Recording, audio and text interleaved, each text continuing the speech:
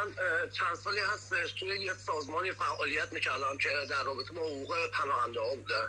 بله. و قبلا به صورت رسمی فعالیت میکردم، ولی الان به صورت غیر رسمی دارم تو این سازمان فعالیت میکنم و خیلی از افرادی که اونجا مترجم رسمی اونجا هستن باشون رفت آمد دارم. آقای افشین افکاری، آقای داریوش مجلسی، خانم نصرن بزرگوار، با اینا در رابطه هستم و در ارتباط هستم و خیلی از سوالا یا موضوعاتی که آیندی سوال میکنه و یا اینکه روش حساسه یا اینکه خیلی کارایی داره تو پناهنده کیس پناهنده ها ازش اطلاع دارم.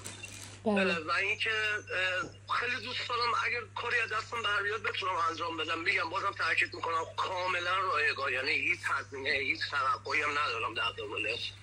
خیلی عالی. من دیدم شما خواهش میکنم، دیدم شما استوری گذاشته، پست گذاشته، گفتم کسی بهتر با شما مطرح کنم. اگه کسی دوست عزیزی به مشکلی برخوردش من در خدمتتونم.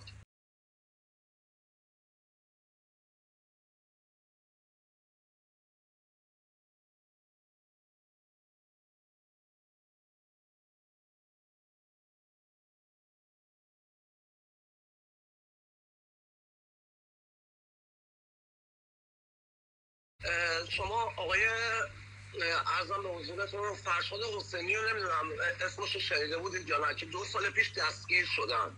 ایشون به عنوان وکیل اول اومدن با خیلی از هموطن‌ها صحبت میکردن که یکم سرسری زیاده، به عنوان وکیل میومدن صحبت میکردن که میتونن کارشون رو حل کنن، ولی مبلغ کلانی از همه میگرفتن. در آخر هم کاری میکردن که منفی بتونن بگیرن. به خاطر این کارو میکردن که دوباره پروندهشون رو تو جریان بندازن یه مبلغ دیگه بگیرن. این آقا متاسفانه باعث مرگ 3 تا از هموطنانمون شد.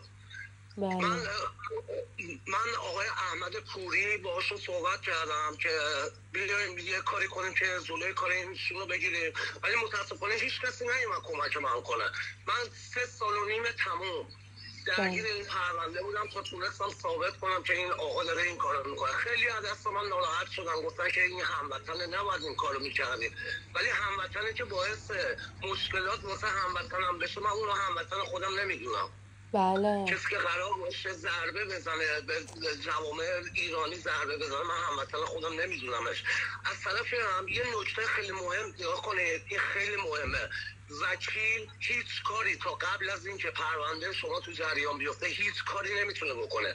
وکیل موقعی میتونه کاری کنه که شما خدای نکرده منفی گرفته باشید. ولی متاسفانه به خاطر اینکه حالا دوست دارن که متوجه این باشن که آیا چه چیزی در سر راهشون هستش و ایناها، دوست دارن حتی با کمال میل پول هم خرج بکنن و یک چیزایی بهشون گفته بشه. حالا از این سمت که دوستان این مدلی هستن که از این موقعیت پناهنده ها یا کسایی که میخوان پناهنده بشن سوء استفاده میکنن، اون خب بماند. ولی خب از این ورم درخواست کننده خیلی زیاده، یعنی ساده بودن بعضی از دوستان به نفع کساییه که به هر قیمتی میخوان پولی در بیارن. هفته 3 روز توی آینده کارم خارج از شغلم، من شغلم چیز دیگه هستش، ولی در کنار شغلم هفته 3 روز من تو آینده با کارمندای اونجا ارتباط دارم. یعنی تمام قانوناشون رو میدونم چجوریه، تمام ببخشید اینطوری میگم کلکایی که آیندی میزنه، تمام کارهایی که قرار صورت بگیره همش اطلاع دارم. کلا پناهندگی یه چیزیه مثل میگن مثل هندونه سربسته. دقیقاً نمیشه حالا اینطوری تضمینی بگفت. اگر خیلی تاکید داشتم وکیل خوبی انتخاب کنم، من میتونم چند تا وکیلی که ایرانی نیستن اینم بگم، وکیلی که ایرانی نباشه خیلی بهتره تو این کار. ایرانی نیستن بهتون یعنی آقای پوزل یا خانم شیرین کایات کرد هستن، تو روتردام هستن، نزدیک به خود من هم هستن دفتر کاریشون.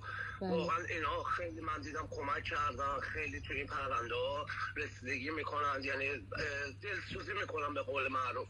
و میگم بازم تاکید میکنم قبل از این که پرونده به جریان بیفته حکم دادگاه بیاد، وکیل هیچ کاری نمیتونه بکنه.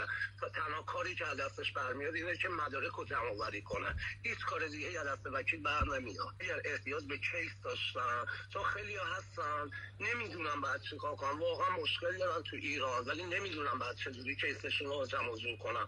اون کارم اگر خواستن قبل از اینکه حالا یا بخوان حرکت کنن سمت هلند یا آلمان یا هر کشور خاصی، من بازم در خدمت شما هستم تو نوشتن یا جمع‌آوری کیسشون، میتونم بیاد کمکی بکنم بهشون. دوستان در حد مشاوره که یه ذره راه براشون چیزتر بشه، روشن‌تر بشه و اینکه دیگه انتخاب و تصمیم به عهده خودشونه. من اسمم محمد است ولی اینجا به اسم موحد اکثر جا منو میشناسن، طاهری. آقای محمد طاهری. خواهش میکنم. و اینکه یه قضیه دیگه که هستش، من شغلم مربیگری فوتبال هستش، الانم تو تیم بانوان فاینورد هستم و اگر یک زمانی دوستان علاقه داشتن به این که بخوان مثلا فرزندشون یا خودشون توی تیمی بخوان ثبت نام کنن یا اینکه این رشته رو ادامه بدن، احتیاج به راهنمایی داشتن، من تو اون زمینم در خدمتم. الان آرزومو برگردم ایران، یعنی تنها آرزوم اینه که بتونم برگردم ایران. و واقعا وقتی میبینم که یه سری از دوستان خیلی عجله دارن واسه اومدن به اینجا، هم تعجب میکنم هم دلم میگیره واقعا، ولی از طرفی هم وظیفه خودم میدونم تا جایی که بتونم در توانم هست کمک کنم، راهنماییشون کنم. اول زندگی شرایط خصوصی شخصی خودتون رو بسنجین. اگه فکر میکنین آخرین انتخابتون پناهندگی مهاجرتی، خب انجامش بدین، چرا که نه، خیلی ها این کارو میکنن و به نتیجه خوبی هم میرسن.